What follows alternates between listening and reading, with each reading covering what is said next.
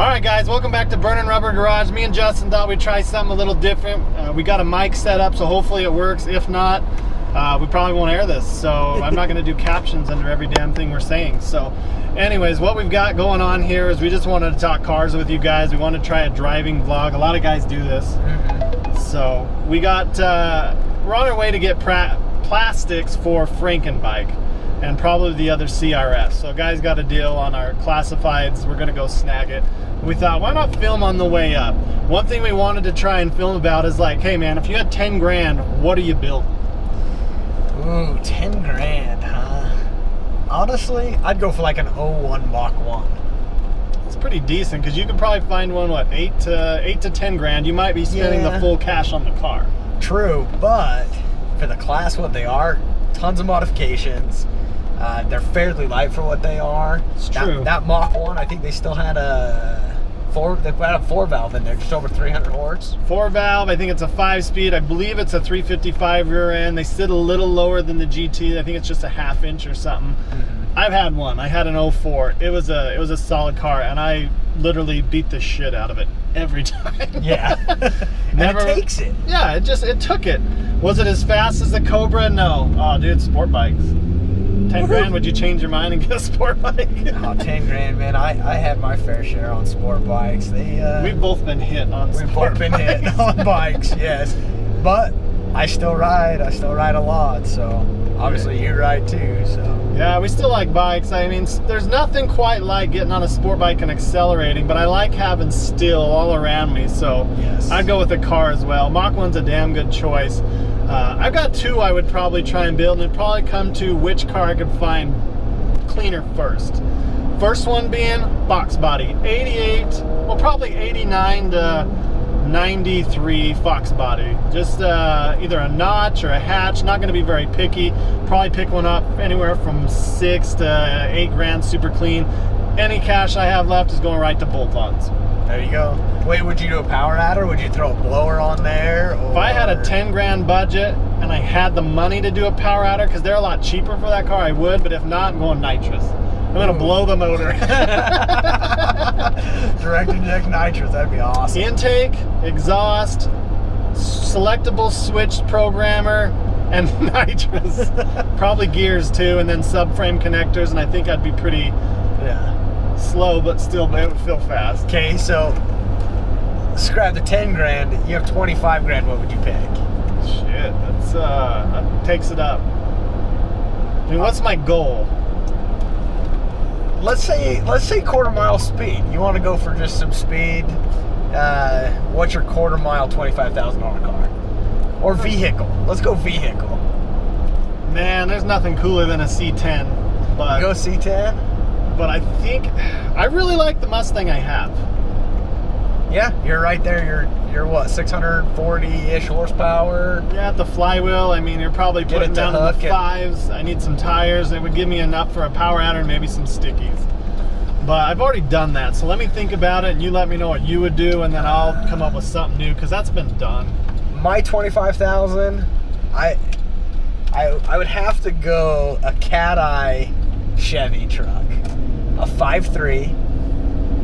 single cab, short bed, 2-wheel drive with a blower on it. That's not bad. You can get those work trucks with the 5 speeds on them. Hell, I'd put a power glide on it. A power glide and a blower. That thing would probably hook. The Vortex are tough motors. You see people throwing turbos on them and just boosting them to the sky. They take a beating.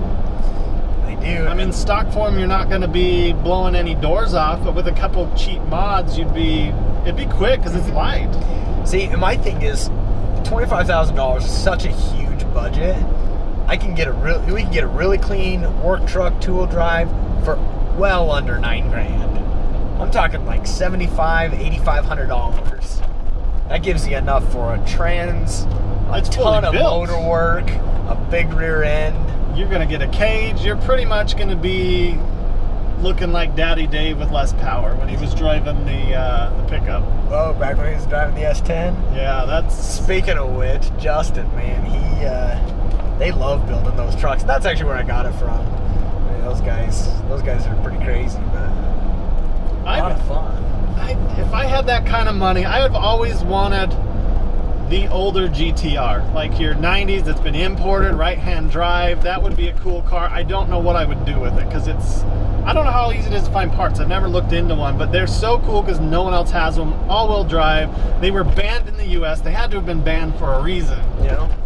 See, people are putting, and now I apologize to any of the import guys. I think they're throwing 2 JZs in those things, which is what they pull and put in the Supras, and that they're 2 swapping JZ whatever motor into those. I mean, the Nissan engine's pretty stout because you can get the turbo cars, and they're pretty stout, but I'm more of an American guy. One day I'll try one of those. I might even try and find like a Chevelle or Camaro, maybe a Nova, and then whatever. If I gotta find a clean roller, and then just start. I'd like to throw an LS out of like one of your trucks that you talked about. That would be sweet.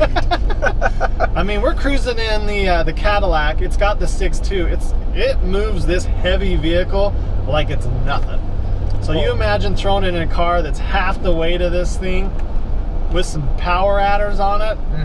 Dang. Well, hell, this thing hooked with the EcoBoost, no problem.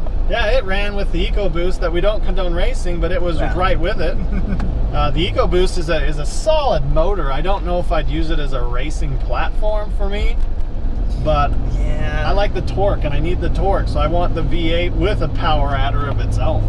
Yeah. See, and I mean, I love my truck. I love the EcoBoost. I've got a tuner and a couple of modifications done to it, so it's quick. But again, it's not. There's guys that's the only thing, that's the only way you can go, and then they throw out, oh, the 2018 Raptor has it, or the new GT40 has it. It's like, that one's a sick one too, but it gets worse mileage than like the Z06. Yeah. And it's a ton more money. Yeah. But I think if we were to go 50 grand, what would you do? 50,000. So if I took my wife's Lexus and just was like, sorry babe, it's gone, what do I buy? I'd find a Vet. Probably a C7. Actually, not a bad choice. I'd probably just try to go for like a Lingenfelter or something like that. Something that's somebody already took the hit. Yeah, someone already took the big hit on it. Try to get myself into a Lingenfelter. I mean, it's hard to compete for me for that because I love the Vet. I like the Vet too, and I don't know if I could pull it off, but I would probably go, sorry, we're going to be dark here for a minute, going under the little freeway here. GT350, if I could find, I'd have to buy used, but they're still fetching a pretty good premium. I wouldn't mind a Hellcat either with the 8-speed automatic. And you got me there. They're somewhere around that price. Yeah, it's a heavy tank, but anything that can like drain a room of air in a matter of minutes, or drink the whole tank of gas in 10 minutes or whatever it is pretty damn cool. That is pretty cool. You know, the cool thing about those cars, you look at Ford, for example, bless their little hearts, when they released the Coyote in 2011, they damn, this thing moves. Yeah, it does. That was 85, 87 maybe, just in a matter of seconds. They overrated that car though for power. They said what, 420 something horsepower, and derated it the next year. Yeah, I like the 5.0. I like the GT350 because of the 5.2, and there's some guys that just did a supercharger on one and picked up, I believe it was, I'd have to pull it up on my phone, I think it was 200 horse and over 100 pound-feet. The problem with the GT350R is no one's home until like 3,500 RPMs. So you're in it a lot, man. You're in there. And any of you guys who are into cars and have watched it, I know Motor Trend did it, and the guy was talking about it, and he's like, you can tell no one's home, and the dyno graph starts low and then all of a sudden just comes on like a rape tape and freaking flies. Yeah. But 525 horsepower, it's trackable, it probably could go down the quarter mile pretty good. It already has a decent sound to it. It's got a menacing sound, and then it just keeps revving. You shift, keeps revving. It's like, oh my gosh. Okay. We'll up it one more time. You have $100,000. I just sold my wife's Lexus. I just sold my truck. I have $100,000. You know, hypothetically, you have 100 grand to go spend on a car. I kind of sound like a moron here. I would love a Z06, don't get me wrong. But if I'm going to go for something that's a little more sound, Audi R8. Damn, dude, that's exactly what I was gonna say. Suck it. The Audi R8. That's exactly what I was gonna say. I mean, I don't know if I'd have enough cash to buy the V10. The all V10. done up. I think I'd have enough cash to do the V8, Yeah. which is still a stout car. But man, they go down the road. I think they're going to be one of those cars that's just timeless. Yeah. Well, they put it up. They stacked it up against the Hellcat, and it worked the Hellcat. Yeah, the Hellcat's a big V10 girl, all dude. done up. If I had to pick something besides that, I would almost look at a Pro Touring old car. Someone already built it. It's got a modern drivetrain, modern suspension, but has the look of like the old Camaro. I'm a sucker for the 67, the 69 Camaro. That's why I have one.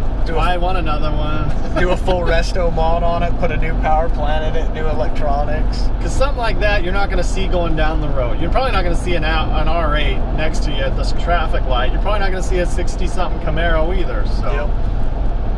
I don't know. The R8's what draws my attention. Okay.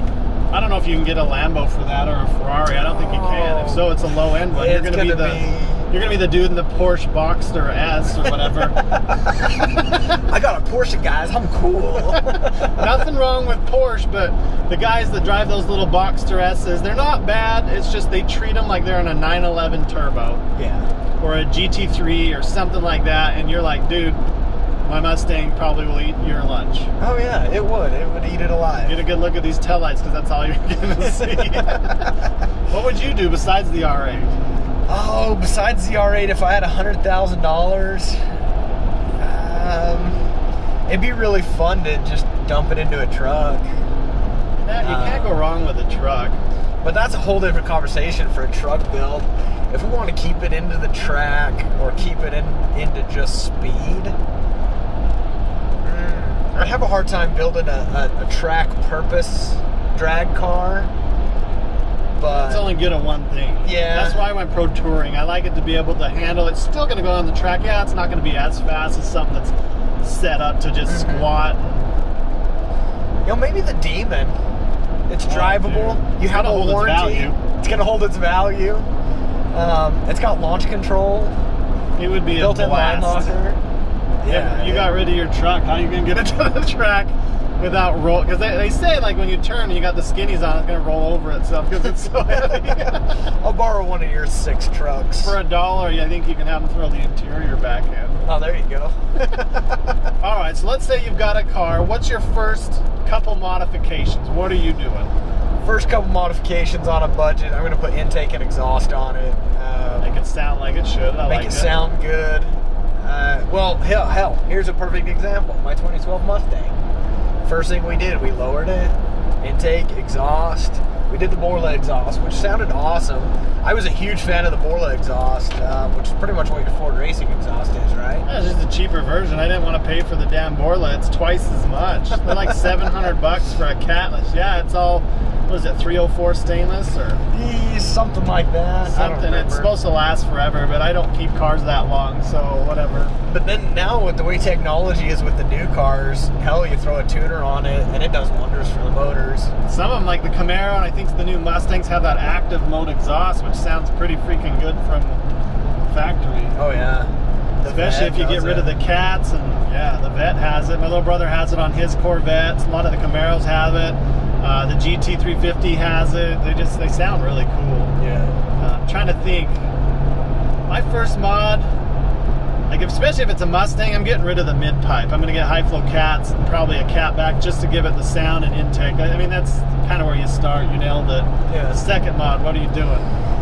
Second modification, and I mean, it kind of comes down into what you want your end goal to be. I want to keep all of my vehicles drivable, so I want the modern luxuries. You're going to hate me for this one, but I'm going to make sure all of my comfort qualities are still there. My leather, I'm still going to want my heated and air-conditioned seats. I'm still going to want my navigation. But my second modification, I'd probably start to dabble in the suspension. Maybe some wider tires for hooking. Suspension's a dang good one because it kind of takes the car to the next level. Yep. Factory's all about ride. When you can stiffen it up a bit, it'll handle. I think mine, I would probably look into some form of a power adder first. Whether it be a blower, I mean, don't get me wrong, you're only going to be as good as your tires, so tires could be right in there. But if I could get a good deal on like a blower, if it's a Fox body, I'm going to get subframe connectors first. No, you have to. That was the best mod I did on my 93 Cobra that I should have kept. Subframe connectors made the suspension do its job versus the body flexing, and the suspension stayed stiff and the body flexed for you. That was ridiculous. So, third one, what you going with? Third, if I don't go straight to a power adder, I'd want to go to motor work. Maybe a new cam, new heads, depending on what the car is. I go back to that Mustang that I had, kind of similar to yours, and I went motor work on mine, you know, to boost its power a bit. But honestly, I'd love to see that thing with some turbos. That Coyote with a couple of turbos on there, I think would be awesome. With an adjustable wastegate so you can pump up the boost. Yep, and so I would try to get it built to handle that. So I'm not going to go spend 12 grand and drop in a low compression motor. That's not going to happen. You got to blow the stock one up first. That's right.